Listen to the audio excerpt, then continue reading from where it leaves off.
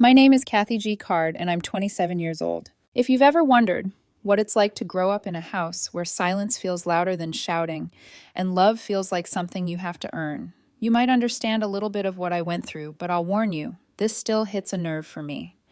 When I was a kid, my parents had this strange idea of tough love, the kind that let them say cruel things with a calm face and call it character building.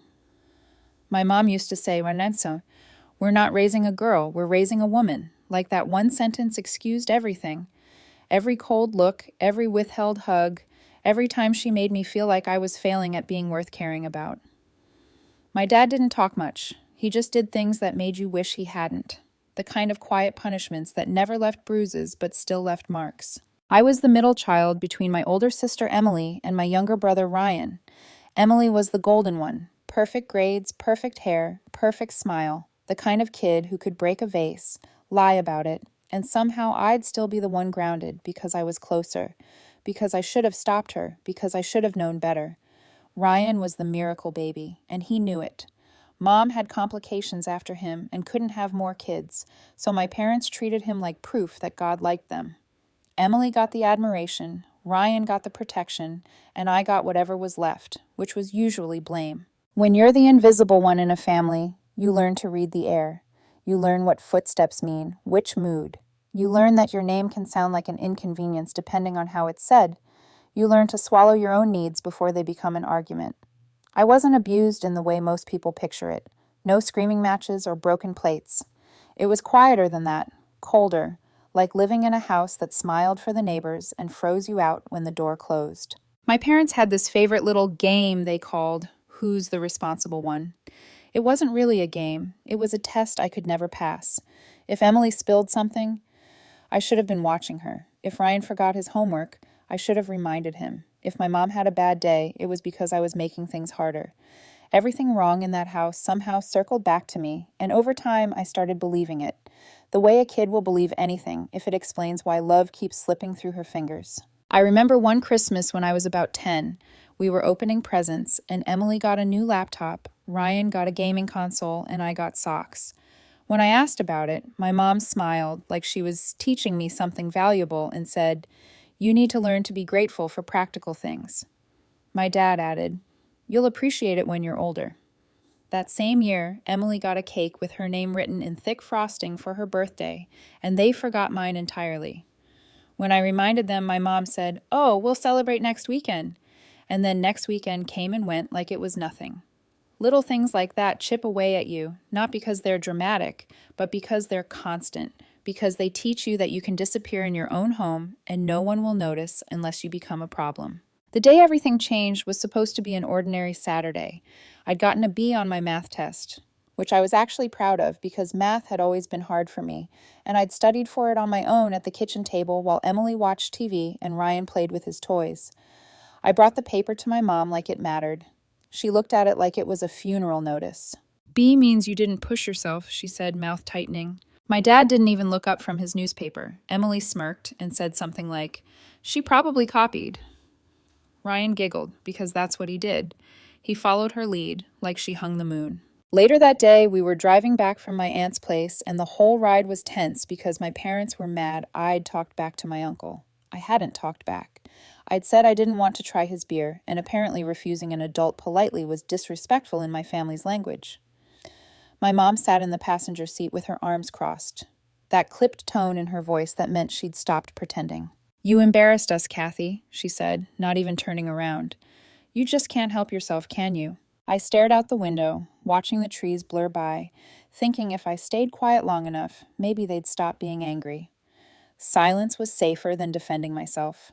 Silence was how I survived. Then my dad pulled over. Not a rest stop, not an exit, just the side of the highway, trees and gravel, and the sound of cars rushing past, like the world didn't care what happened to kids who fell out of a family. I thought he was checking something on the car. Instead, he turned around, looked right at me, and said, "You're old enough to walk home." I blinked, waiting for the punchline. I actually laughed, because I didn't understand how someone could say that to their own child and mean it. "Wait, what?" I said. He didn't repeat himself. My mom stared straight ahead. Maybe a long walk will help you think about how you talk to people, she said, like she was prescribing medicine. Emily snickered quietly. Ryan looked confused, but nobody said a word to stop them. I didn't know it yet, but that moment was the edge of my old life, and once I stepped out of that car, nothing was going to come back for me. At first, my brain refused to accept what was happening. I sat there in the back seat with my hands in my lap, staring at my dad like if I waited long enough, he'd laugh and say it was a joke, some twisted lesson he'd reverse after I apologized. But he just looked at me the way he always did when he'd already decided I was wrong. Calm, closed, finished. My mom didn't turn around. Her arms stayed crossed, her mouth set like the argument had ended, and I was the one who hadn't realized it yet. Emily leaned back in her seat and watched me with that small, satisfied smirk I'd seen 1,000 times. Ryan's eyes darted between us, confused and quiet, like he could sense something was off but didn't have the words to stop it. "Get out," my dad said, flat and final. I remember the click of my seatbelt as I unlatched it, the sound too loud in that car, and how my fingers felt clumsy like they belonged to someone else. I picked up my backpack because it was instinct. Because when you're a kid, you grab the one thing that feels like yours, even if it's filled with useless school papers and a half-empty water bottle.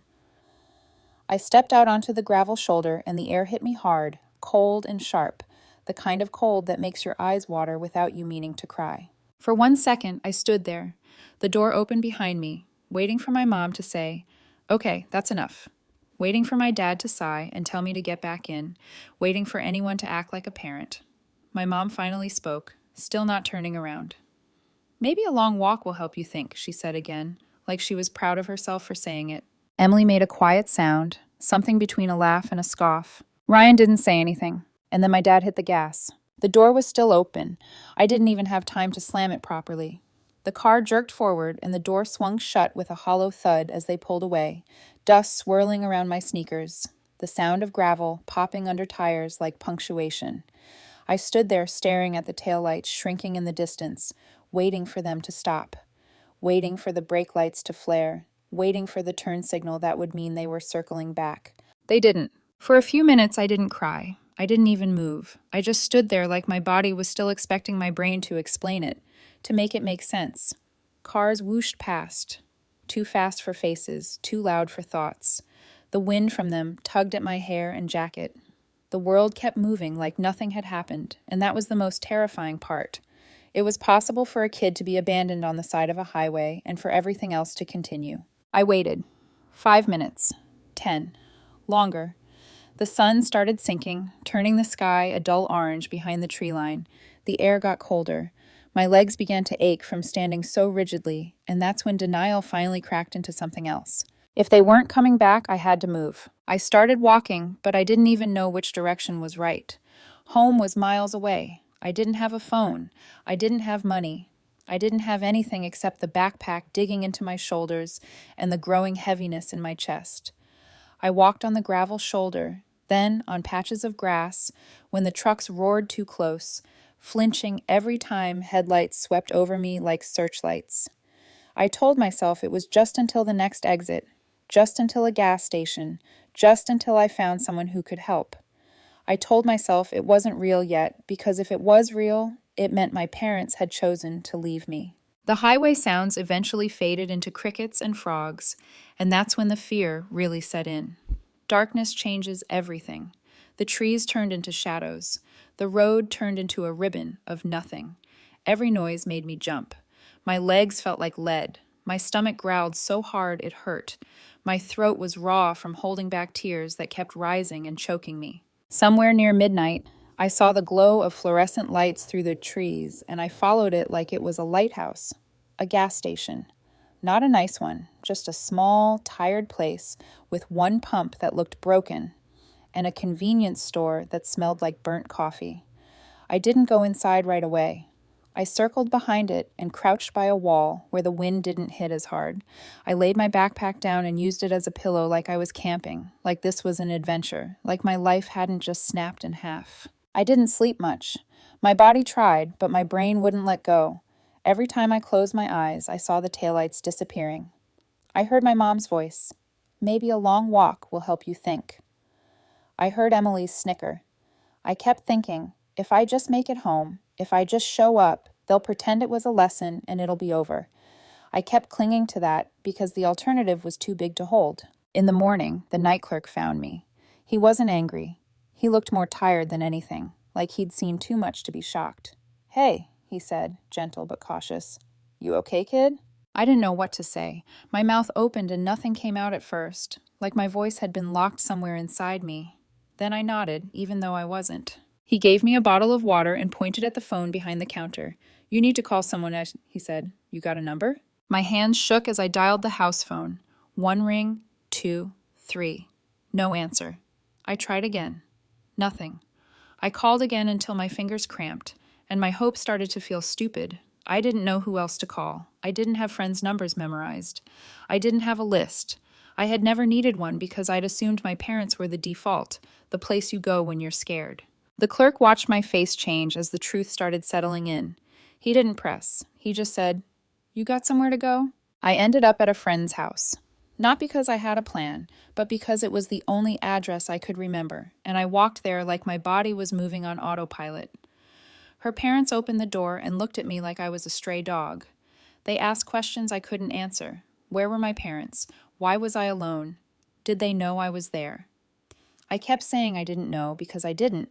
I didn't know anything except that the people who were supposed to come back hadn't. Days passed, then weeks. No police, no missing posters, no frantic calls, nothing. My friends' parents tried reaching out, but no one answered, or they got vague excuses. And eventually, because adults have limits and fear their own liability, I was moved into the system. Foster homes, temporary beds, new schools, a new version of myself that learned quickly not to expect softness. It wasn't easy, but I survived.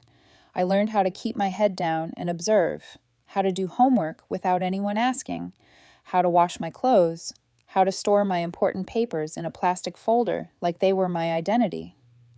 I learned how to build a life from scratch because I didn't have a choice. I didn't realize how strong I was until I didn't have anyone else to rely on. And the worst part is, even with all that strength, there was still one question that followed me into every new place like a shadow. Why didn't they come back?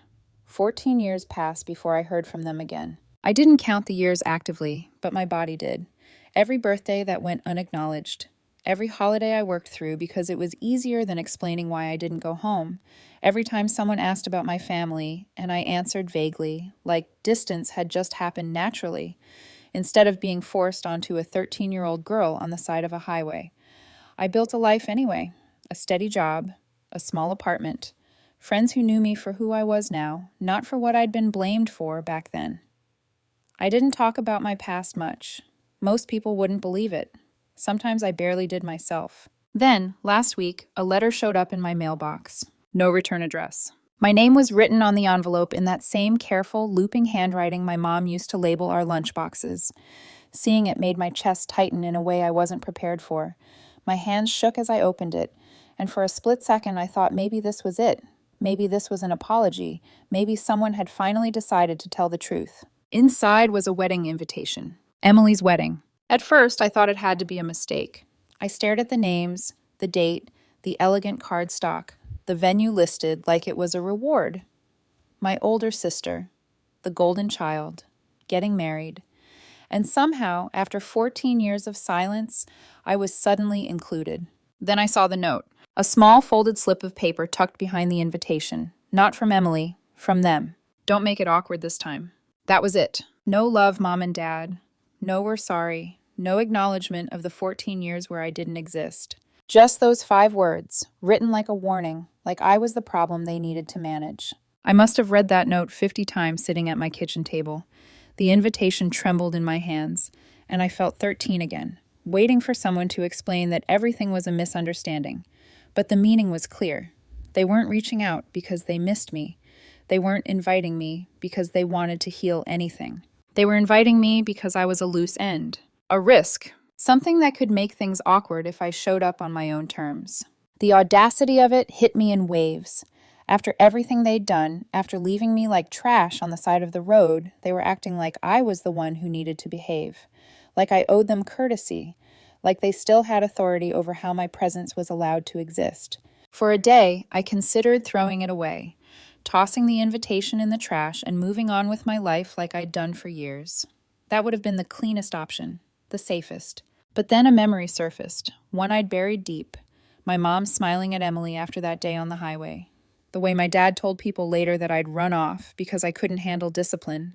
The way the narrative shifted so smoothly, so conveniently, until I was no longer the abandoned child, but the difficult one who left. That's when something inside me changed. Not anger, not rage. Clarity. If they were telling a story where I was the problem, I needed to know exactly what that story was. So I started digging. Emily's invitation had an RSVP email address listed, and in the digital age, that was my way in. I created a throwaway email account and wrote a polite message. Hi, I'm a friend of the family from out of town. Could I get details on accommodations for the wedding weekend? The reply came from Emily herself. Of course, she wrote. It'll be so wonderful to see everyone again. Mom and Dad have been working so hard to make this special. Mom and Dad. The words hit harder than I expected. I hadn't seen them written together like that in years, not connected to warmth or effort or pride. I stared at the screen until the letters blurred, realizing Emily had probably spent the last 14 years painting a perfect family portrait while I existed like a ghost behind the frame. I opened her social media. It didn't take long. Her Instagram was exactly what you'd expect. Engagement photos on a beach, captions about family is forever, posts praising our parents for their strength, their discipline, their sacrifices. There they were, arms wrapped around Emily and Ryan, smiling like they'd never done anything wrong. There wasn't a single mention of me. Not one. Scrolling through years of their lives felt like watching strangers in a movie where I'd been edited out of every scene. Graduations, holidays, promotions, engagements, all of it unfolded without me, like I'd never been born. One caption made my stomach drop. So proud of my amazing parents for raising us right. We wouldn't be who we are today without their strength and discipline. Discipline. That word twisted something sharp in my chest. Discipline was what they called it when I missed birthdays, when I walked home in the dark, when they rewrote abandonment as parenting. I couldn't sit with it anymore. That weekend, I drove back to my hometown for the first time in over a decade. The place hadn't changed much. Same diner on the corner, same tiny park with the broken swing, same library steps with peeling paint. But my parents' house looked different. Renovated, fresh siding, a new car in the driveway.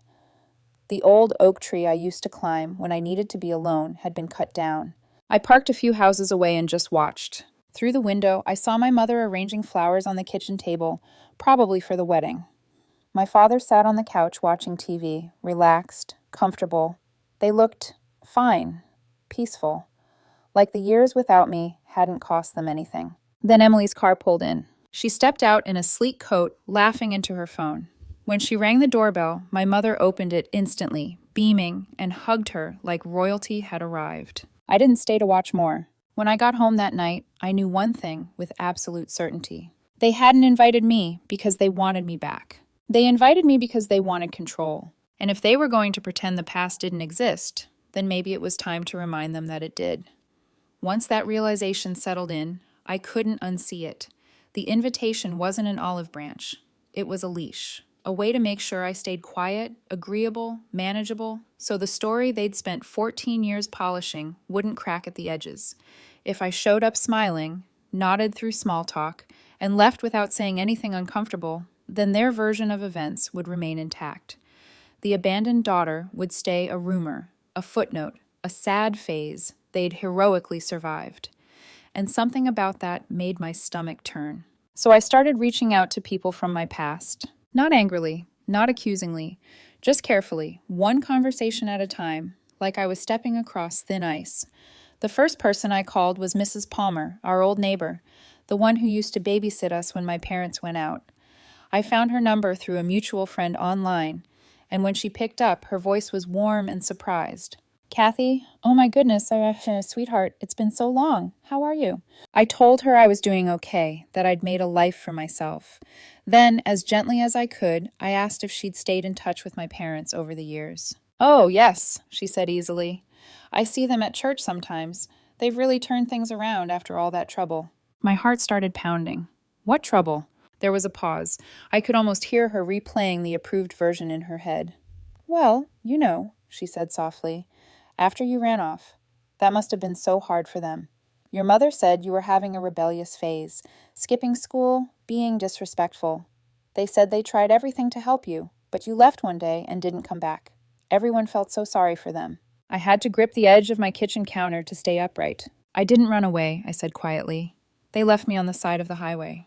Silence flooded the line. Oh, Mrs. Palmer whispered, and the words shook. Kathy, I didn't know. I'm so sorry. We talked a little longer, but I barely heard her. My ears were ringing, my chest tight. When I hung up, I just stood there staring at the wall, trying to process what I'd just learned.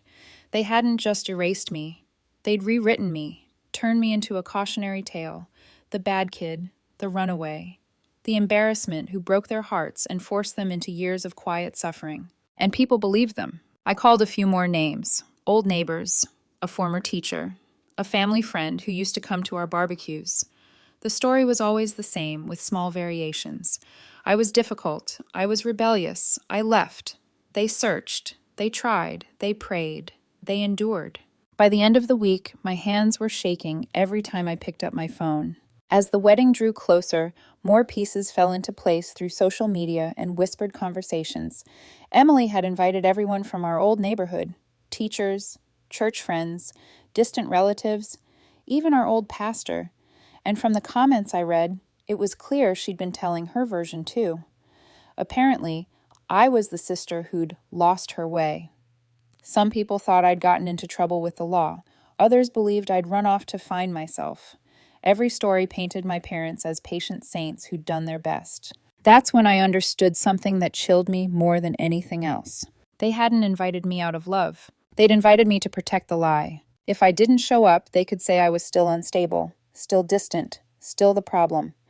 If I did show up and stayed quiet, they'd prove to everyone how generous and forgiving they were. Either way, I was supposed to play my part. And I was done doing that. I decided I would attend the wedding, but not to celebrate. I wasn't going to shout or throw accusations. I wasn't going to collapse into tears or beg for acknowledgement. I wanted calm, poise. The kind of composure that makes people uncomfortable because it doesn't match the story they've been told. I wanted the truth to surface on its own. A few days later, something unexpected happened. I got a message from Ryan. It came through Facebook, short and awkward. Hey, Kathy, I know this is weird after all this time, but I heard you might be coming to Emily's wedding. Can we talk? My first instinct was to ignore it. Ryan had been the baby, the one they protected, the one who'd watched everything happen without consequences. I'd spent years lumping him in with the rest of them, even though part of me knew he'd been a kid too. Curiosity won. What do you want to talk about? I wrote back. The reply came almost instantly. Not here. Can we meet? There's stuff I think you should know. I stared at the message for a long time. Part of me thought it was a trap. Another part remembered him sitting silently in the back seat that day, eyes wide, saying nothing. In the end, I agreed. We picked a diner halfway between my city and our hometown. When I walked in, I almost didn't recognize him. He was taller, broader, his hair shorter, but that same nervous energy clung to him like static. When he saw me, he stood up too fast and knocked his knee into the table. Kathy, he said, voice cracking. It's been forever. We sat down across from each other, the smell of coffee and grease thick in the air. Neither of us spoke for a moment. Then he rubbed his temples and said, I don't even know where to start. How about the truth? I said. He flinched. Then he nodded. You deserve that. And what he told me next would change everything. Ryan stared down at his coffee like it had answers written in the foam. He kept stirring long after the sugar had dissolved, the spoon clinking softly against the mug, over and over, like a nervous habit he couldn't stop. His hands were shaking just enough that I noticed, and for some reason that scared me more than anything else. I'd imagined this meeting 100 different ways. Him defensive, him angry, him parroting our parents' lines. I hadn't imagined this version, a grown man carrying the weight of something he'd never learned how to put down. Kathy, he said finally, voice low, do you remember that day on the highway? My stomach tightened instantly. Of course I do. He nodded slowly. I never told you what happened after you got out of the car. The diner felt suddenly too small, the hum of conversation around us fading into background noise. I leaned back in my seat, bracing myself. Go on. Go. He took a breath that shuddered halfway out. When Dad pulled away, Mom told him to stop. She said it was too far. She started crying. He swallowed hard. Emily told her to calm down. She said you needed to learn a lesson. I closed my eyes for a second, not because I was surprised, but because hearing it said out loud made it heavier. And Dad, Ryan continued, he said you'd come crawling back once you realized how good you had it. My chest burned. Ryan's voice cracked then, but you didn't come back. And that's when they panicked. Not because they were worried about you, but because they realized what people would think. I opened my eyes. What do you mean? They made up a story, he said. Said you ran away after a fight. Mom called the police, but she lied. She said you packed a bag. They told everyone they searched everywhere, that they did everything they could, but you were just difficult, a troubled kid. I felt like the air had been knocked out of me. They let people pity them for years, Ryan said quietly. They let everyone believe they were the victims. I stared at him, my hands flat on the table, grounding myself in the chipped laminate surface. They never looked for me. He shook his head. No, they didn't. We sat there in silence, the truth settling between us like a third person at the table. I could hear the sizzle of bacon somewhere behind the counter, the scrape of a chair, a laugh from a booth across the room. And it all felt unreal, like the world hadn't gotten the memo that something fundamental had just shattered. I was a kid, Ryan said, his eyes glossy. I didn't understand. I didn't know how to say anything. And after a while, they just acted like it never happened. Whenever I brought you up, they shut it down. Don't upset your mother, Dad would say. That's in the past. Emily never mentioned you at all. It was like you died. That word landed hard. I'm sorry, he said. I should have said something. I should have told the truth. For the first time since this whole thing started, I didn't feel anger. I felt hollow, like someone had reached inside me and scooped something out that had been hurting for a long time. We talked for hours. Ryan told me how Emily had grown into a carbon copy of our parents, obsessed with appearances, controlling narratives, performing perfection like it was her job. He told me the wedding wasn't really about love. Emily's fiancé came from a wealthy family, and the whole thing was as much about status as it was about commitment. Mom and Dad are eating it up, he said. They've been telling everyone how proud they are, how far they've come after all the hardship. Hardship, I repeated bitterly. They told people you might show up, Ryan added. They said if you did, to just be polite and not encourage you. I laughed, a short, humorless sound. Encourage me to what? Exist. He gave a small, sad smile. Yeah. Before we left, Ryan reached into his jacket and pulled out a small, worn envelope. Mom kept this, he said. I found it last year when I was helping them clean out the garage. I don't know why she kept it, but I thought you should have it. I opened it carefully. Inside was a folded piece of paper, yellowed at the edges. My handwriting. Small. Uneven. 13 years old. I'll do better, I promise. I couldn't breathe for a moment. I remembered writing it, sitting on my bed the night before everything fell apart, convinced that if I just tried harder, if I just became less of a problem, they'd love me the way they loved Emily and Ryan. That note had followed me through foster homes, through moves, through years of pretending I didn't care anymore, and now it was back in my hands like a ghost. I don't expect forgiveness, Ryan said softly. I just want you to know. I see it now. Everything they did to you. It wasn't your fault. We hugged when we left the diner. It was awkward, stiff, the kind of hug you give someone you used to know but aren't sure how to fit back into your life. Still, it mattered. I drove home in silence, the highway lights blurring past like memories I could finally name. For the first time in years, I let myself cry, not for the child who'd been abandoned, but for the woman who'd survived it without ever knowing the truth. The days after that meeting felt strange, like the ground beneath my past had finally cracked open. I stopped running. I stopped pretending I didn't care. I went back to therapy and told the whole story, all of it, without minimizing or joking it away. My therapist listened, then said something that stayed with me. You didn't survive because they were wrong about you, she said. You survived because you were right about yourself. I started rebuilding in ways that felt intentional instead of reactive. I took on bigger projects at work. I stopped shrinking in rooms. I volunteered at a youth center Ryan's old neighbor ran, teaching kids basic skills, letting them see someone who understood what it felt like to be overlooked. Every time one of them finished something they didn't think they could do, I felt a small piece of myself heal. The wedding crept closer. One evening, about a month before it, Ryan sent me a photo, a formal family portrait for the wedding announcement. My parents, Emily, her fiancé, Ryan, all smiling stiffly. Beneath it, the caption read, "Family, the foundation that shapes us. Ryan added one line. You should see what's behind that foundation. That was when I realized something important. I didn't need to destroy them. They were already cracking under the weight of their own lies. My role wasn't to explode the truth. It was to let it be seen. A week later, Ryan told me there would be a slideshow during the reception, a digital family memories montage. Emily and her fiancé had asked my parents to provide old photos. Ryan sent me the file. I opened it and felt my stomach drop. There were dozens of pictures.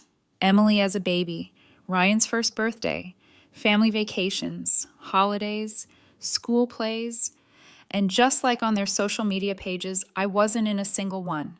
Not even cropped out. I simply didn't exist. That's when the idea came to me, not out of cruelty, but clarity. If they wanted to erase me, I would remind them who they'd erased. I didn't rush after that. That surprised me most of all. Old me would have reacted immediately, fueled by adrenaline and anger, desperate to correct the record. This time, I let the idea settle. I slept on it. I went to work. I walked Milo at night and listened to the rhythm of my own breathing until the panic quieted enough for me to think clearly. What I wanted wasn't revenge. I didn't want to humiliate anyone. I wanted the truth to stand on its own, without me shouting it into a room that would only accuse me of causing a scene. Ryan became my quiet inside man. He still lived close enough to the venue to be involved in setup, and he knew the people coordinating the slideshow. He sent me the full schedule, the seating chart, the order of events. The reception would begin with dinner, then speeches, then the slideshow, a carefully curated highlight reel meant to tug heartstrings and reinforce the perfect family narrative. My parents were proud of it. Ryan told me they'd personally selected the photos, talking about legacy and everything we've been through. Everything except me. That omission hurt in a way I hadn't expected. Not sharply, not explosively, but like a slow, aching confirmation that I'd never been part of the story they wanted to tell. And once I accepted that, the next step became obvious. I pulled out the few photographs I'd kept through foster homes and moves, the ones I never had the heart to throw away, even when I pretended they didn't matter. There weren't many. A picture of me at 6, holding a handmade Mother's Day card while my mom stood behind me, distracted and annoyed. One of me at the park with a scraped knee, Emily laughing on the swings behind me. One of me and Dad standing near the old oak tree before it was cut down, me smiling, him already half turned away. And one recent photo, taken by a friend, of me standing on a bridge at sunset, steady, grown, looking directly into the camera without apology. I scanned them carefully, cleaned up the color just enough to make them clear without making them sentimental. Then I added captions. Short, deliberate, unarguable. The forgotten one, the quiet one, the one left behind. I stitched them together into a simple video. No music, no dramatic transitions, just images and words that spoke for themselves. The final slide was the recent photo of me, followed by a single line in white text on black. Every family has a story. Some just forget who they left out. That was it. Ryan helped me figure out how to place it into the slideshow sequence so it wouldn't feel abrupt or suspicious. It would come right after my parents' carefully chosen family tribute, the one full of smiling faces and milestones. The contrast would do the work.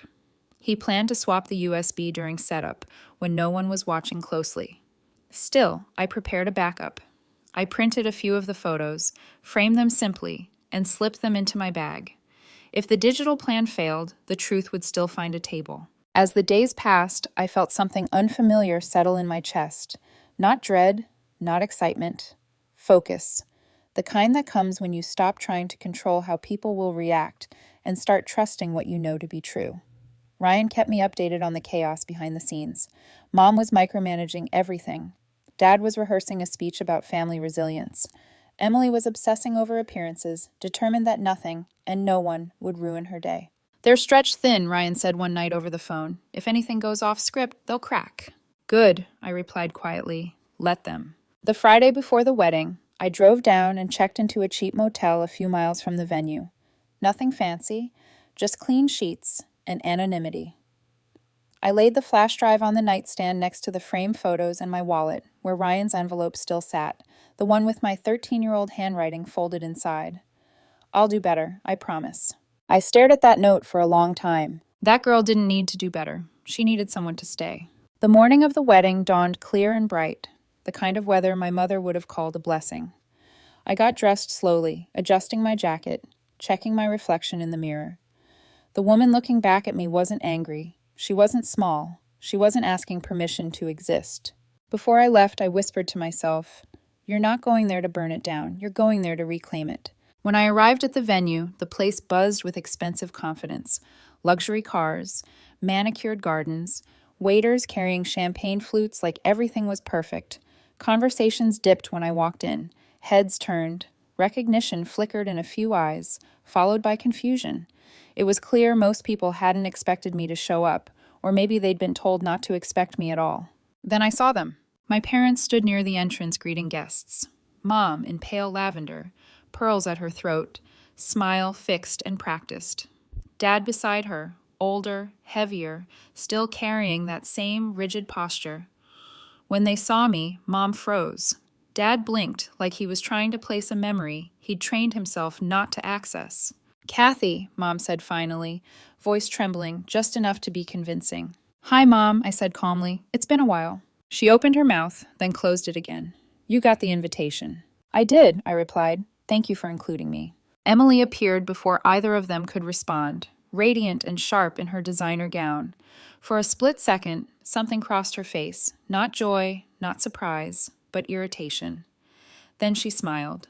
"Well," she said brightly, "this is unexpected." "Happy to see me?" I asked lightly. Her smile tightened. "Of course, it's nice you could make it." Ryan slipped past us and gave me the smallest nod, the signal we'd agreed on. Everything was in place. I took my seat among polite strangers and familiar ghosts, my heart steady, my hands calm. As the ceremony ended and the reception began, one thought repeated quietly in my mind. This isn't their stage anymore. The reception hall dimmed just enough to signal a shift, that soft lowering of lights meant to draw attention without demanding it. The clink of silverware slowed. Conversations dipped into murmurs. Someone laughed a little too loudly, then stopped. The coordinator's voice floated out, cheerful and practiced, announcing a short family memories slideshow before dinner was served. I felt my pulse steady, not spike, which surprised me. I had expected nerves, a rush, something sharp. Instead, I felt anchored, like my feet were planted somewhere solid for the first time in my life. The first images appeared on the screen exactly as Ryan said they would. Emily as a baby, chubby cheeks, and a bow on her head.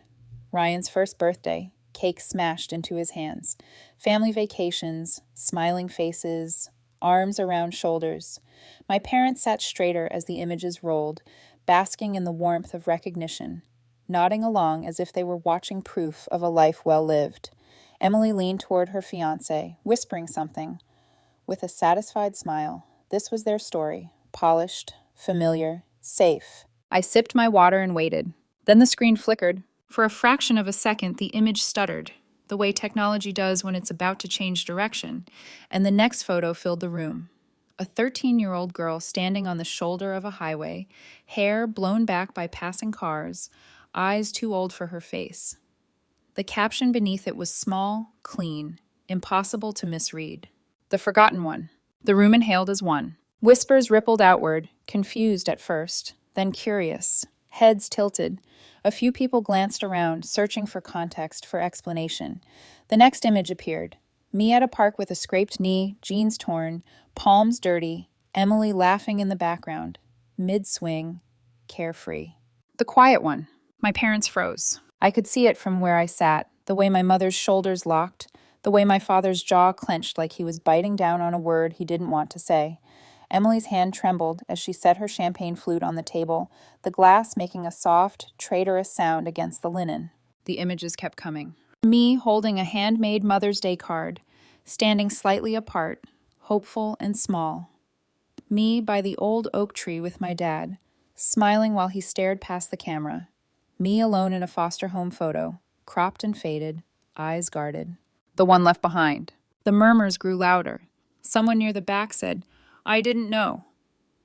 Another voice answered, "Wait, who is that?" Chairs shifted. People leaned forward, connecting dots they'd never been given permission to connect before. I didn't move. I didn't need to. The story was unfolding without me saying a word. Then the final slide appeared. A recent photo of me, standing on a bridge at sunset, shoulders squared, eyes steady. The woman I am now looking directly at the room that had pretended I didn't exist. Beneath it, the words glowed softly against black. Every family has a story. Some just forget who they left out. Silence fell, heavy and unmistakable. It wasn't the awkward silence of a joke that didn't land. It was the kind that settles when a room realizes it's been complicit in something it didn't understand. Every eye turned toward my parents. I watched their faces cycle through shock, calculation, and fear. The practiced smiles vanished. My mother's lips parted, but no sound came out. My father's hands tightened on the edge of the table, knuckles pale. Emily stood abruptly, chair scraping the floor.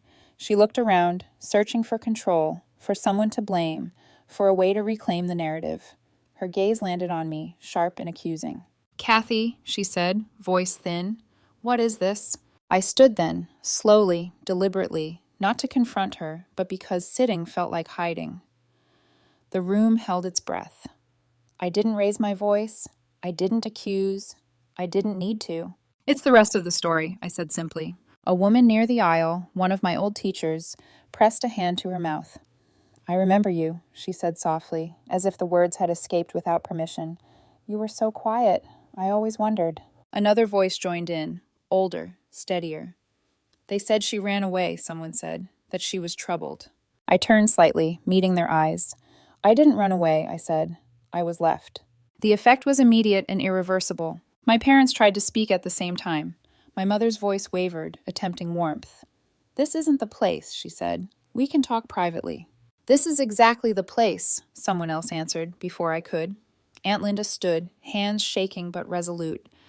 "I've suspected something for years. I just didn't know how to say it without causing a scene." A murmur of agreement followed.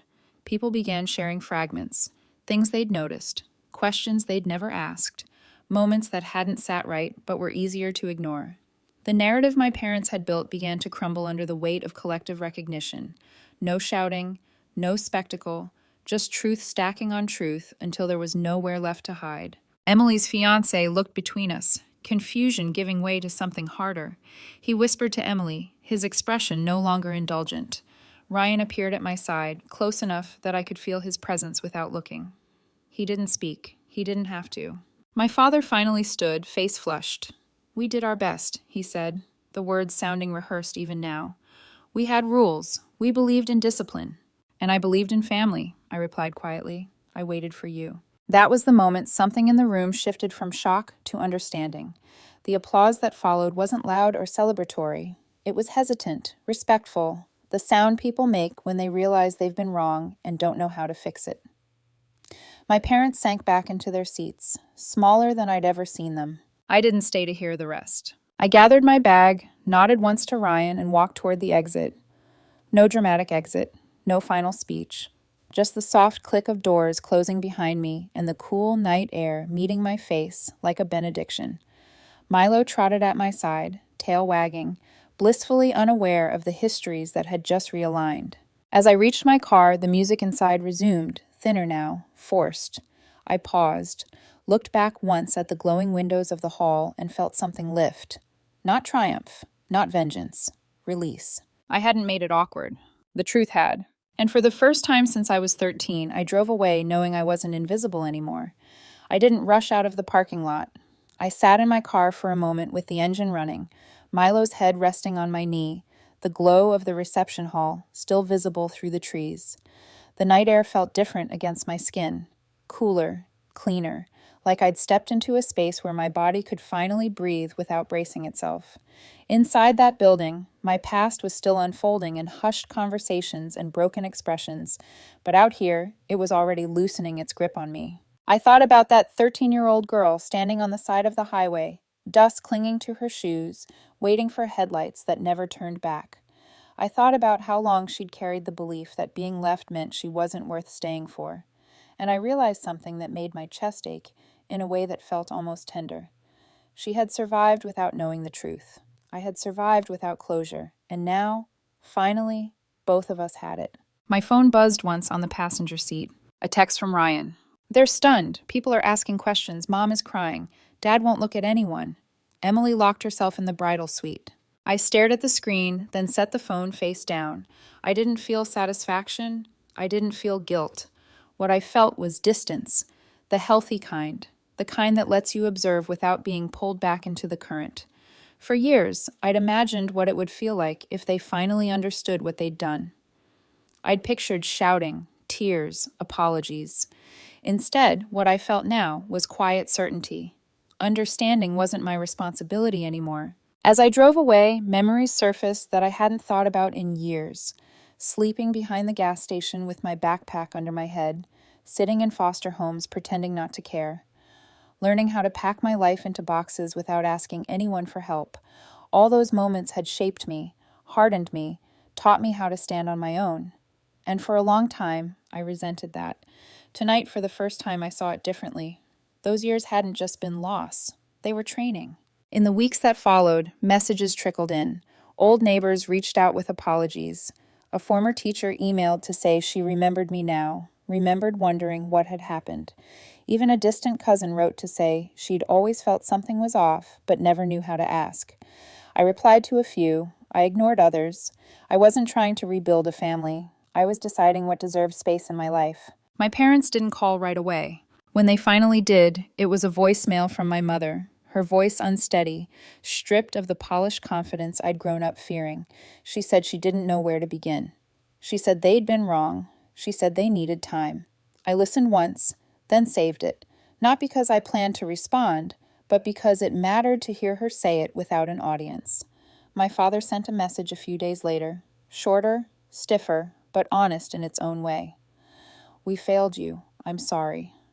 I read it, felt the weight of it, and put my phone down. Forgiveness wasn't a switch. It wasn't something that happened because someone finally used the right words. It was something I would choose, or not, on my own timeline. And for the first time in my life, I trusted myself to know when that would be. I went back to my routine: work, therapy, Saturdays at the youth center. Milo learned how to sit properly and stopped flinching at loud noises. I started sleeping through the night. I stopped checking my phone every few minutes, stopped expecting a past that no longer had power over me to reach out and claim space in my present. One afternoon, weeks later, I found myself standing on a bridge at sunset, the same one from the final slide in the video. The water below reflected the sky in soft oranges and blues, and I realized I was smiling without trying to. Not because I'd proven anything, not because I'd been vindicated, but because I was standing in my life fully, without shrinking, without apologizing for taking up space. They'd spent years telling a story where I was the problem, the runaway, the embarrassment. That story was over now. Not because I destroyed it, but because I told the truth and let it exist in the open. I didn't get my childhood back. I didn't get 14 lost years returned to me. What I got was better. I got my name back. I got my voice back.